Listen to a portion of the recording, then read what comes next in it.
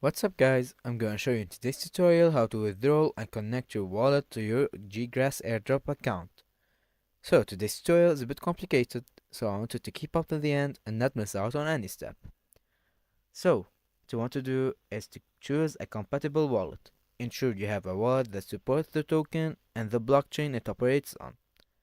Then you're gonna connect your wallet, and you can do that by going to Ggrass airdrop website and then looking for the connect wallet button, usually found on the top right.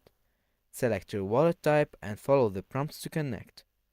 Some airdrops require to complete a know your customer process. Follow the instructions provided on the site. After your wallet is connected, check for a claim airdrop button or similar. Click it and confirm the transaction. Then, if your tokens are in smart contract, check if there's specific withdrawal option on the airdrop platform. If you need to transfer tokens on another wallet, use the wallet send transfer feature, input the recipient's address and confirm the transaction. And always ensure you're on the official site and double check any links, addresses to avoid scams. If you have any specific questions of the process, you can leave it in the comments and we will answer it in another video. And that's it guys.